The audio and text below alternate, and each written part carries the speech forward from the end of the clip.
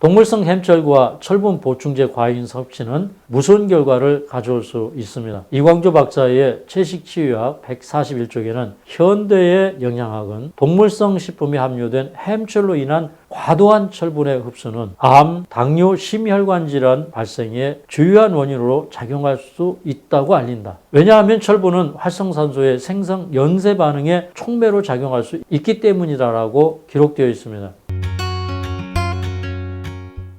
대부분의 빈혈은 좋아질 수 있고 재생불량성 빈혈도 식이요법과 생활의학을 잘 실천하시면 좋아질 수 있습니다. 그래서 제가 이 시간에는 빈혈 잡는 A+ 생활의학이라는 제목으로 말씀을 드리겠습니다. 빈혈의 대부분의 원인은 90%가 영양결핍성 빈혈, 즉 영양불량성 빈혈입니다. 여러 영양소가 함께 결핍되어 나타나는 일종의 영양실조 현상입니다. 그런데 무턱대고 철분제만 복용하고 있다 보면 철분제 과잉으로 몸에 엄청난 활성산소를 양성할 수 있기 때문에 철분제 복용보다는 음식 먹는 습관이나 생활 습관으로 해결해야 합니다. 빈혈은 철분 부족뿐만 아니라 엽산과 비타민 B12가 부족할 경우에 적혈구가 골수에서 성장할 때 적혈구가 되기 전의 세포인 전적혈 모구가 영양소의 부족으로 DNA 합성을 못합니다. 쉽게 말하면 전적혈 모구가 영양소 부족으로 적혈구로 분화가 되지 못하는 것입니다. 또 적혈구 막 안정화의 기능을 담당하는 비타민 E가 부족하거나 다른 요인으로는 자신의 항체가 적혈구를 파괴하는 용혈성 빈혈이 나타날 수 있습니다. 또한 소장 점막 내에서 철 이동에 관여하는 셀룰로플라스민의 구성 요소인 구리가 부족해도 구리 결핍성 빈혈이 나타날 수 있습니다. 자, 그럼 빈혈의 증상에는 어떤 것이 있을까요? 흔히 어지러움증을 생각하는데 어지러움증이 나타나지 않아도 만성 피로, 허약감, 설령, 체중 감소, 식욕부진, 호흡 증가, 가슴이 두근거림, 심장 박동이 증가하고 소화불량, 설사, 두뇌 활동력 감퇴 등의 증상이 나타날 수 있습니다. 그리고 기억력 감퇴, 손발 저림, 혈장 호모시스테인 농도의 증가로 인한 심혈관계 질환, 수푼 모양의 손톱, 또 혀의 표면이 위축되거나 통증이 느껴질 때 입 주위가 헌대가 나타나거나 생리장애 등의 증상이 나타날 수 있습니다. 이번에는 빈혈이란 무엇인가 빈혈의 의학적 정의를 살펴보겠습니다. 빈혈은 혈액 안의 건강한 적혈구 수의 감소, 적혈구당 헤모글로빈 농도의 감소, 혈액의 산소 운반 능력이 저하된 상태를 의미합니다. 적혈구가 부족한 요인으로는 유전적, 생리적 및 여러 영양적 요인이 관여하고 있지만 가장 대표적인 적혈구 수 감소 원인은 적혈구를 만들어내는 철분, 엽산, 비타민 B12 등의 조혈 영양소 공급이 부족하기 때문입니다. 적혈구가 하는 기능은 무엇일까요? 적혈구는 폐에서 조직으로 산소를 운반하고 또 조직에서는 이산화탄소를 폐로 다시 가져오는 일을 진행합니다. 그런데 이 적혈구를 만드는 데 가장 필요한 영양소가 철분이기 때문에 철분 보충을 잘 해줘야 합니다. 자, 그렇다면 일일 철분 필요량은 얼마나 될까요?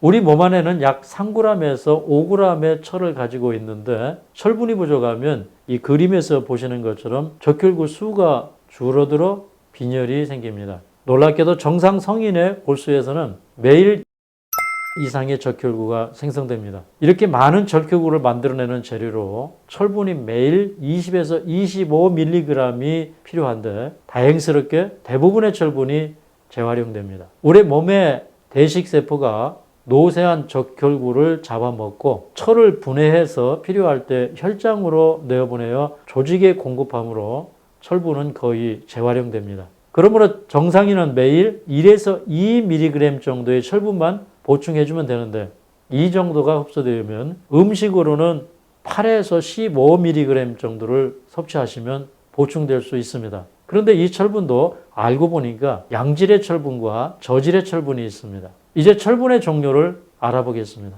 우리가 흡수하는 철분은 육류를 통해 얻는 햄철, 식물을 통해 얻는 비햄철로 나뉩니다. 그런데 햄철이 더 흡수율이 높기 때문에 햄철을 권장하는 경향이 있습니다. 그런데 햄철, 비햄철의 흡수율보다 더 중요한 것이 바로 이것입니다. 햄철의 흡수율은 7에서 35%로 비햄철보다 조금 높습니다. 육류 속의 철분은 헤모글로빈이 들어있기 때문에 햄철이라고 합니다. 적혈구 한 개에는 4개의 헤모글로빈이 있고 하나의 헤모글로빈에 4개의 철 이온이 있어서 4개의 산소 분자와 결합되어 있습니다. 그런데 햄철의 문제는, 육식을 통해서 섭취하는 햄철의 문제는 철 이온이 높은 반응성을 가지고 있어서 다양한 종류의 강력한 활성산소를 만들어내기 쉽습니다. 철은 전이금속으로서 쉽게 다른 산소 수소 분자와 쉽게 전자를 주고받는 특성이 있습니다. 그래서 철분이 과잉 섭취되면 철분이 췌장의 베타세포에 쉽게 축적되기도 하고 베타세포를 파괴한 결과로 인슐린 생산이 줄어들어 당뇨병이 유발되기도 합니다.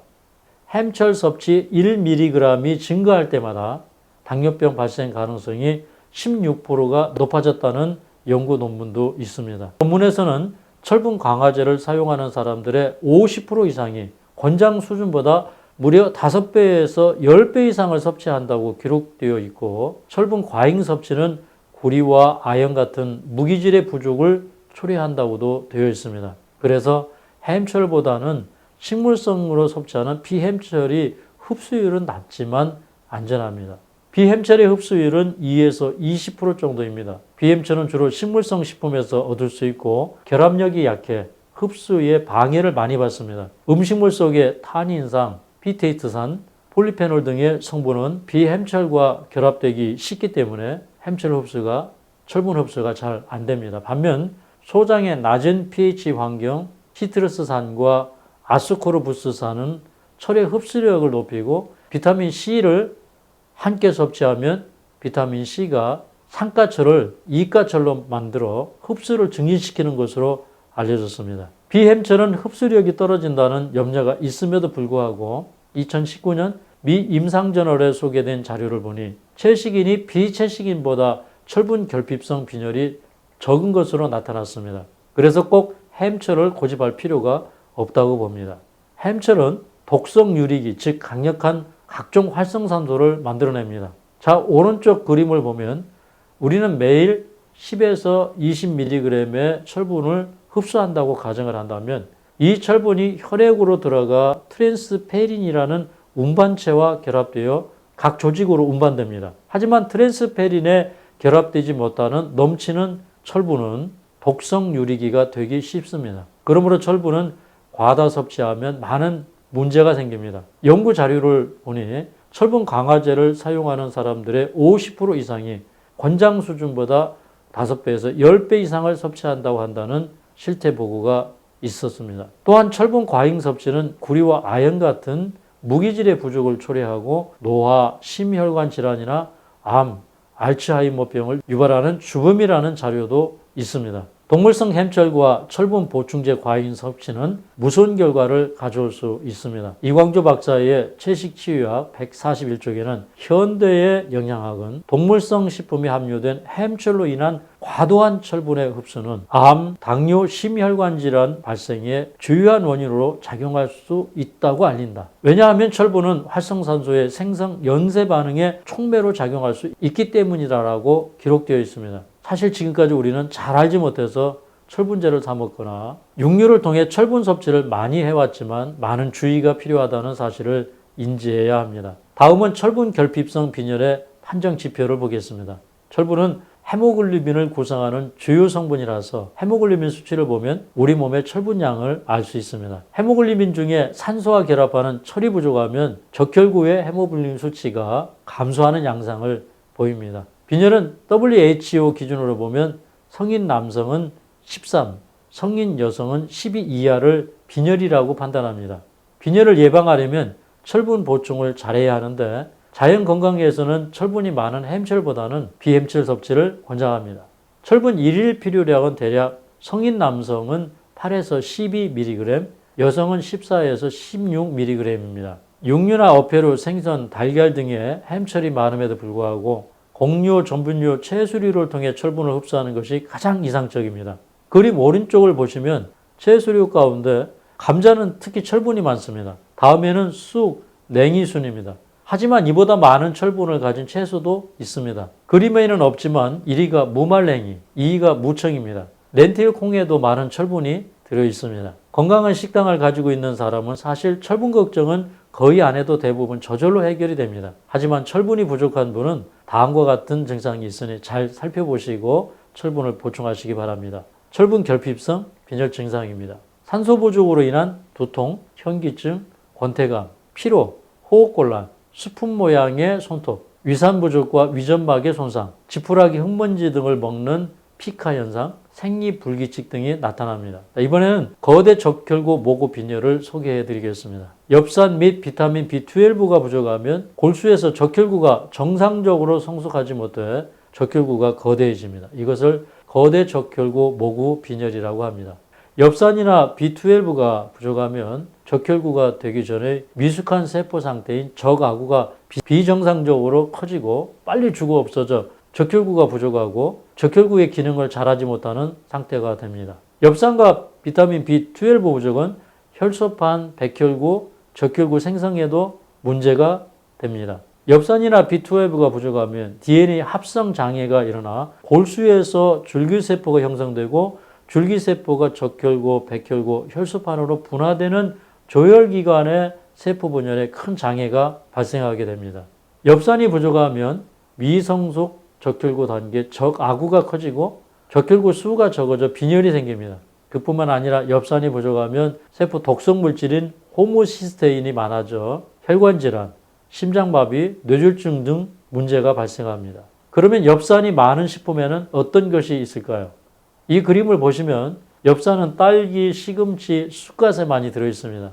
자, 이제 그림 오른쪽을 보시면 비타민 B12가 많은 식품이 나옵니다. 비타민 B12는 생파래나 김에 많은 것을 볼 수가 있습니다. 이제는 비타민 B12의 진실에 관해 말씀을 드리려고 합니다. 한국영양학회지 2008년 논문을 보겠습니다. 제목은 김치 및 식용해조류를 중심으로 하는 일부 상용식품의 비타민 B12 함량 분석 연구입니다. 여기를 보면 엄밀하게 따지자면 비타민 B12가 동물성 식품에서만 있다는 주장도 사실이 아니다. 된장, 청국장, 텐페, 고추장, 맥주, 효무 등의 발효식품, 일부 버섯류, 표고버섯, 노루궁뎅이, 뿔나팔버섯, 살구버섯, 느타리버섯, 검은곰보, 그물버섯, 큰갑버섯, 김, 파래, 다시마, 미역 등의 해조류에 인체에서 활성되는 비타민 B12가 함유되어 있다고 되어 있습니다.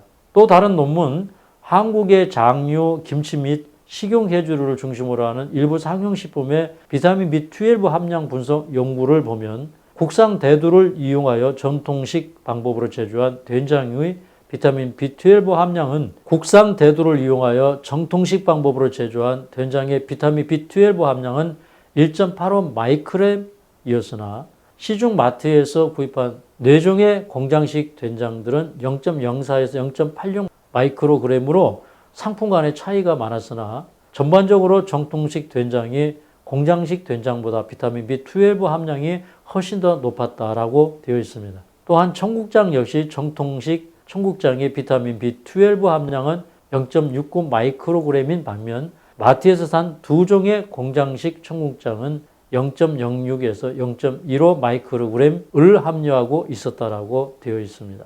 또 배추김치는 3종의 식품으로부터 분석한 결과 비타민 B12 함량은 0.02에서 0.03 마이크로그램 범위 내에서 비슷한 수준을 보였으며라고 되어 있습니다. 김의 비타민 B12 함량은 66.76 마이크로그램, 파래는 84.74 마이크로그램으로 다량 들어있고 그 외에 다시마, 미역에도 비타민 B12가 어느 정도 들어있는 것으로 조사되었습니다. 그렇다면 비타민 B12 일일 필요량은 얼마나 될까요?